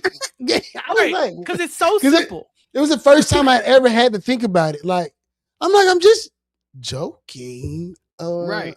Oh, you know what, man? I'm sorry. Like, I'm sorry. But I say that to say, right? He was a victim of my verbal abuse, right? You as a viewer are not a victim of the verbal abuse coming from those people because you don't like the subject matter of their art. But right? what Like, if the subject matter is me? If I'm an artist, and if you are sitting in if you are sitting in the audience and it is you and you are being pointed out, no, not at home. We're not going to have a pair with no. Listen. Okay, if go black ahead. people are the subject, if black people are the subject and I'm black, can I not take offense to that? If you talk about black people in general, yeah, but you don't got to keep watching though. So now I got to turn it off. Why can't you just be funnier? Why can't you just be funnier? Because that's where they at. Like, because it's like that's like saying. Wait. But that's like saying, right? I have an argument with the homies all the time about Kodak Black. Okay. I love Kodak Black. I'm a super Kodak fan, right? Super Kodak. Super Gremlin. Yeah, that's me. Super Kodak, right? Super Kodak. Project Baby. Right. Right. Yeah. Like, shout out, Yak. You know what I'm saying? I really hope that things go well for you, bro. I don't want you to go to jail. Lock him up. Lock him up. It's time. Until he figure it out. Until he figure things out. Lock him up. No, don't lock him up. Don't lock him up. Until we figure out what we gonna do with him. Don't lock him up, bro. Don't lock him up. Just for a little bit. No more young brothers in jail. Lock him up. We can do one more. We can do one more. He's not gonna get clean in there. He's not gonna get clean in there. He's rich. He going to jail. He gonna have all the honey buns. We got room for one he more. He gonna be in there high as Let's hell, just bro. swap him and Kodak out. He not getting sober in there. He gonna be real high in there. He gonna be real high in there, bro. But at least he won't be in the middle of the street.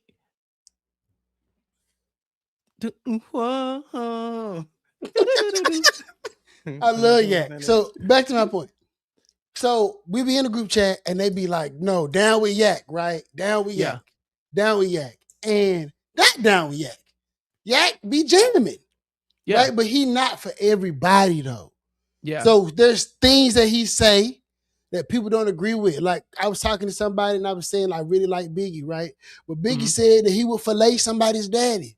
He did. He said that. He did say that he would fillet somebody's daddy.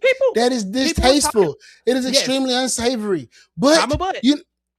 Comma butt my ass. No, comma but back then people were saying shit like that. Now you as an adult can look back and say, I don't agree with that. I am not going to say that, and I am not going to listen to people say that kind of stuff. But sometimes, like I've heard racist jokes that I'm like, damn, that's racist, but that shit funny. Like, I can't damn, that was racist. But don't say it again. Man. But that shit that's funny. My point. If it's funny, then if you can make your joke and it still be funny, then no one's going to complain. So you saying none of that shit was funny? Well, it's not funny because it's so blatantly racist. It's like I don't know, bro. Like I did stand-up comedy one day. Yeah, you did. And there was this white guy outside, and bro was super funny. And we was chilling, we was drinking a beer. And he told me this joke, and it was blatantly racist. Like we were standing there, and it was just me and him, white and black, sitting on this patio. Yeah. And there was this Mexican guy outside the patio trying to get this card trick right. It took him a long time. And in the meanwhile, he trying to get his card trick together. We sit there drinking this beer. This white guy, he said, I got this joke and I want to try it. And I said, okay. He told me the joke and I looked at him and I was like, that shit racist, but damn, that's funny. Okay. And it was blatantly racist, but it was funny. Yeah. But So now, what do you do with that? Now, is your world better because you heard that joke? No. Did you get the clicks? Did you get the likes? Did you get the engagements? Is No, there we was in person. Exactly. Like, you know, it's just I don't know if his world is better because he made the joke. But his world ain't but better. you know, His I all he don't did know. was say a It racist could thing be. to a black dude. No, it's not. It could It's be. just a I thing mean, he wanted to do that he got to do, and that we allow him to do because we say it's art. But in my opinion, you have a responsibility to move with the times. The times does not have to stand still because your artwork is not evolving. I mean, but the thing is, my question is, right, because art takes many forms, right? And yes. and we are talking about the preservation of free speech, which is going to be redetermined by people who like Chud the Builder want to rock around and go nigga. Right. Nigga. Right. They want to so bad. Right. So what I'm saying is, as a person, right, who at times says outlandish things, right? You know what I mean? Like I do. Sometimes I go off the rail, right? You know what I mean? I do. You know, and yeah. Not you. It's that's what put the pen down. Okay. Using the yeah, for sure. I'm like, okay. So I do, right? Like, and I have in the past with my white homies, made some like, some racist jokes, woo, go there. But it don't ever be like, at least we're not being hateful towards one another, but it's funny. And see, that's the thing. You can make a joke about race without being hateful to the next person and then expecting. So do you feel like they were being hateful during the roast? They made a joke about George Floyd. I just think that was distasteful. I don't know if it was. I don't think that. I don't think that. Yeah, for sure, it's definitely distasteful.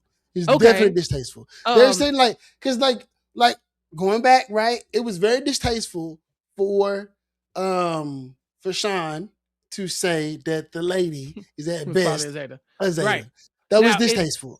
Right. Now, what is your spectrum of distaste? There are degrees. Okay, look. You might be a different part of another affluent organization versus let me give you a better on TV in front of everybody. Let me give you a better example, right? I went to the doctor, right? Okay. I got high blood pressure. My doctor say, you got to stop drinking. I said, well, doc, I don't drink that much. I only drink on the weekends. I'm not doing that. Yeah. Right? pick another tactic because I'm not doing that. So the doctor said, doc, I don't drink that much. I only drink on the weekends. So you got to stop drinking. He said, well, how much you drink on the weekends? I told him. He said, well, you're an alcoholic. And I was like, what? What? How dare you? Right? How dare you? I could lace you up. Don't talk to me like that. You know what I mean? Like, don't talk to me like that. Like, he was like, there's a spectrum of like alcoholism, right? Like, you're not like every day, like first thing in the morning drunk, but you're kind of a drunk, right? So I'm saying that the spectrum of I don't agree. I didn't agree. I was in denial for a long time. But the spectrum is vast. Yeah. The spectrum of like what is unsavory, right? For like it just depends on who it is being said to. Like, right. So I personally, like, though it may not be for me and it is not something that I want to digest, like I personally am not for censoring those people because I don't like it. Like, I'm not for that. Hold on. And here's my does it matter who says the joke? Oh, like, yeah. No, I can say it kind of way. Also, does it hit depending on your audience? Like, does it matter who says the joke? Yeah. Like, So there's a way we can joke amongst ourselves as Black people, right? And I can say things about you, and you can say things about me, and those things do not come off hateful because we are joking within our own community. I think women do the same thing. I think the LGBTQ population does the same thing. They say there are certain words that we say amongst ourselves. Black folks, we say nigga, we gonna say it, and there's nothing you can do to stop me. You'll never take it from mine. And so for me, it does matter. The messenger matters. And so if we live in a society where white supremacy culture has been trying to keep these people down to in all different ways, right? And then you have a known Trump supporter making a joke to the extent of the Black community is so proud of you right now. George Floyd is looking up at us all laughing so hard he can't breathe. Like, dog. Okay. That was a bad joke. Right. It's not That was funny. a bad joke. That was a bad joke. funny. Yeah, It's not funny. yeah, And so, it was, yeah. it was So, bad. so That was a I'm bad not joke. right. So I'm not saying you can't make jokes about race. There was somebody, I forgot who it was. They said, Draymond Green has a stupid name or something like that. They said it's a dumbass name. His mama didn't know who her baby daddy was, so she named him either Andre or Lamont and just came up with Draymond. And I laughed. And I laughed, right? Which is also assuming she didn't know who her baby daddy is racist, right? That's that is racist. a black trope, right? That But is the racist. joke was funny. And it Yes. didn't feel like, oh damn, Draymond, because who knows? I don't know Draymond's life. Maybe he did have his dad and his mom, and they were married or whatever, and a happy family when he was grown. But it was a joke that made me laugh. That didn't feel like, damn, as a black person, I should be offended by this. It was like, no, as Draymond Green, I should be offended by this. You know what I'm saying? If anything. So I think there is nuance to these conversations. But my end point is always going to stand. Nobody is telling them, if you say these things, you are going to be stripped of all of the things that you hold dear. They are still doing these things and going to work. Tony Hinchcliffe ain't lost nothing since he said that shit. None of these people are being censored in real life. We're talking about censorship because, we stopped supporting, we stopped watching these things, but we don't have to. Just because they got these people, like you said, if it's not for us, let's not watch it. Yeah, that's cool, bet. The moment you say some weird shit, I decide you're not for me and I'm not going to consume your stuff. And I'm going to tell other people that you're not for me and I'm not going to consume your stuff. And then you have to see if your artwork and your artistry is able to outlast my means of deciding that you ain't shit. And so, it's free speech, but there are consequences to your actions. I don't disagree with that. Like I don't disagree with that. I think that my whole shtick about this is, though I may not like your comedy, I want you to be able to do it. Just like though I may not like your music, I want you to be able to do it. Speaking of music, because we have going a little long, I got another track from Cam Webby. Cam Webby. Yes, we're gonna from Boston. Boston. From Boston. Yeah. Cause we're gonna have to wrap it up here in a little bit. We're gonna bring this is Folded by Cam Webby. Come on. From Boston. Oh, not the Kalani sample. Already falling and falling. But if you good in it falling. Alright, my It's like Kiki a legend. It's like Chichi a dozen. Baby can go when you ready. So I'm moving, I'm keeping it steady. And my feelings don't want acting petty. And my feelings you saying you Gucci. I let your body decide. Booty is shaking from left to the right. She look too good, gotta keep me a pipe. When I'm in that pussy, I fight for my life. She live in danger, she live for the night. Give me my girl, you don't act like a wife. Danny, you love you, you treating me right. I'm getting sexy tonight. I wanna see you get sexy. I wanna see you get sexy. Baby, I know the rest me. I wanna see you get naked. I don't even know how you test me. Is she like Kiki a legend? Is she like Chichi a dozen? Baby can go when you ready. Start moving, I'm keeping it steady. And my feelings don't want acting petty. And my feelings you saying you Gucci. But I already know where this headed. I wanna see you put back in it. I don't even know how you stressing shit. Mama, she showing me magic tricks. I'm like, girl, you blessing shit. Ain't that ass so fancy. I wanna see you get dressed with it. I don't even got by shit. She real bitch, she swapping it. I got love for ghetto bitches. Good little thing about wifing it. I got love for pretty bitches. Rapper putting your pop in it. I got love for the trench bitches. Even though them things swatch shit. Even though them think right and shit. Even though them think right and shit. Like that bitch that fights shit. Horoscope that Pisces shit. She so bad, she tiny shit. That's my twin, we Pisces beat. Is she like Kiki a legend? Is she like Chichi a dozen? Baby can go when you ready. So I'm moving, I'm keeping it steady. And my feelings don't want acting petty. And my feelings you saying you Gucci. Baby, I know what is heading. Is she like Kiki a legend? Is she like that Folded was hard. I ain't gonna lie. I like that. Yeah. First of all, great song to sample anyway with Kalani. I remember when that song first dropped, Folded by her. I was like, oh, she got her R&B classic on. So great move to go and take that and kind of flip it. I really, this is a young cat, right? Cam Breezy, Cam Webby. Yeah, Cam Webby. He a younger rapper because I can hear. I believe so.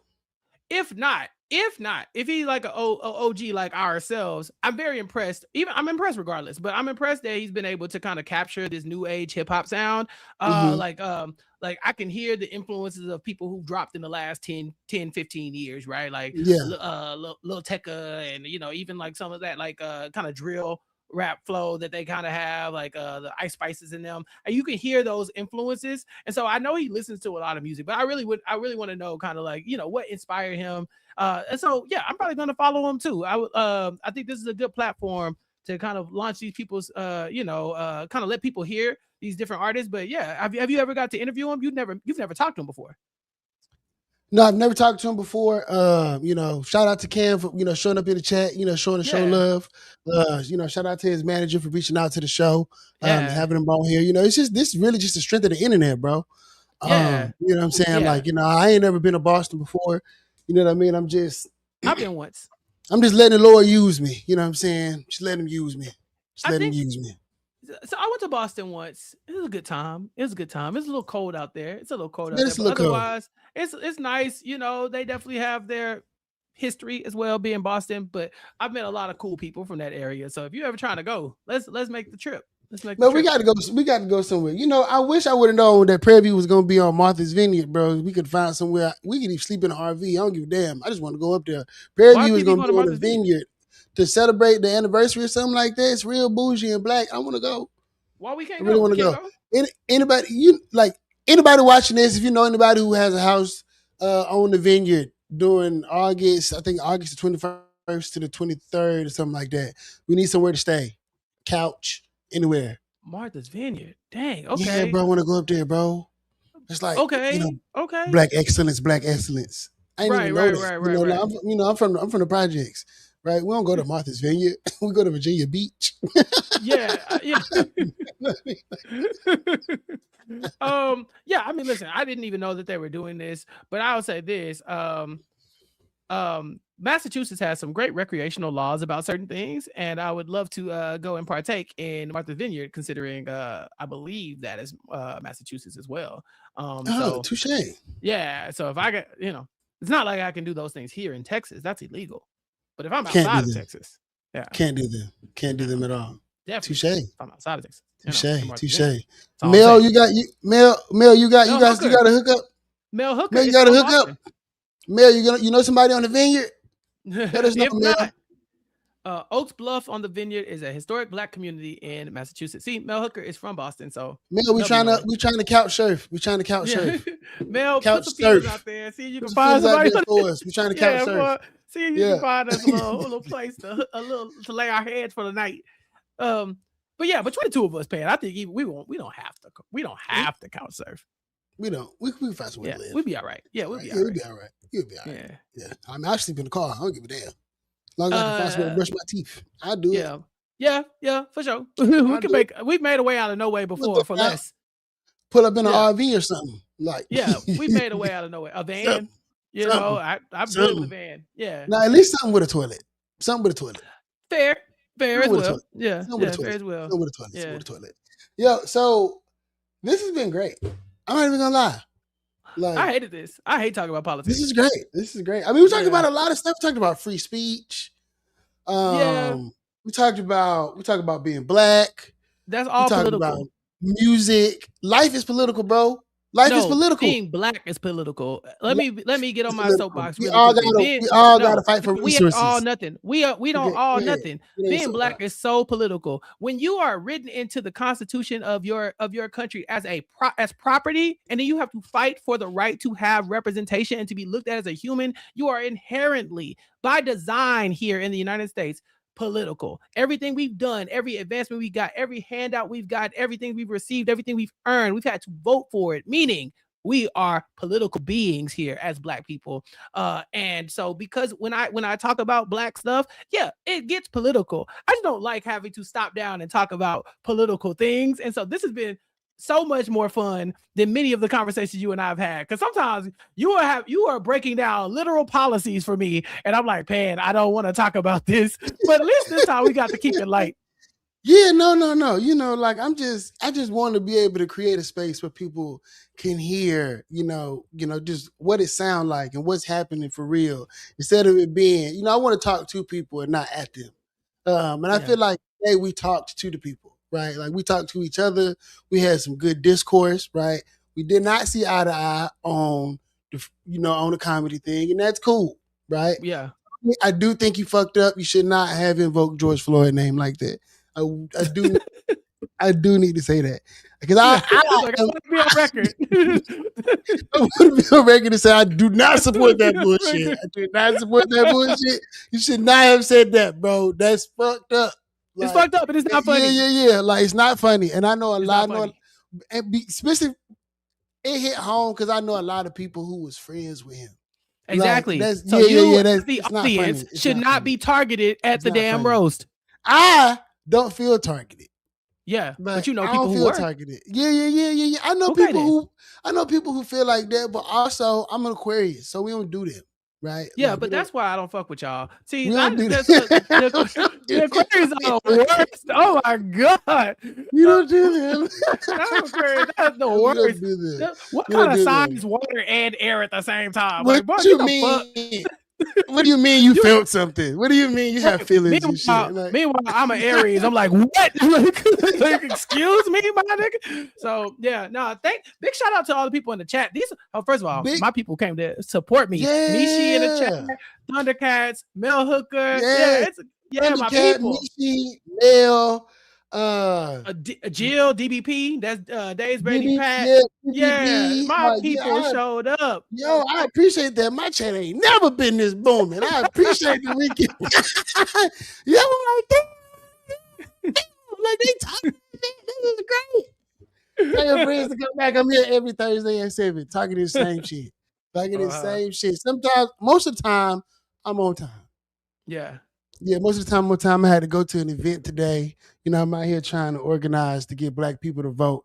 Trying to come up, man, I have come up with a really cool social experience that I'm so excited to unveil. I'm not going to say it right now, but Brandon is going to have to come to Houston to help me put it together. He just don't know that he has been recruited. But he is going to help me put this together. Like, yes, it is going to be great. But with that being said, thank you guys. Shout out to the chat. Shout out to my amazing co-host for the night, my boy, my brother, my partner, the Brandon Chappelle from the Recap Kickback Podcast. Reality TV is better because you are there in the sphere, my brother. And if you have not gone to a Survivor watch party, you need to go. You need to go to one where Brandon is because it's fucking awesome. I don't even watch Survivor, but I will go to a Survivor watch party and I will go with Brandon and I will make friends with everybody in the room because it is such a great time watching these people run around and do these goddamn challenges and win. Yeah. I don't even know what the fuck is going on, but everybody's usually so excited and jubilant and it's just such a nice community. And we had a good time. Survivor, give me a check because I just promote the shit out of y'all. With some money. I hope everybody got 3 things today. And I hope you learned 4 things about the Houston Livestock and Rodeo. But the 3 things I want you to walk away from this is love, laughter, and learning. And if you felt the love, give us one of these. If you laughed, give us one of these. And if you learned something, give us one of these.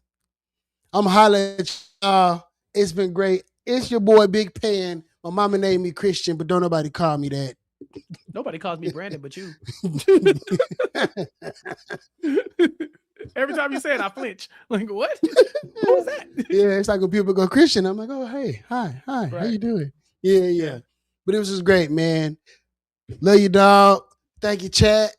We out of here.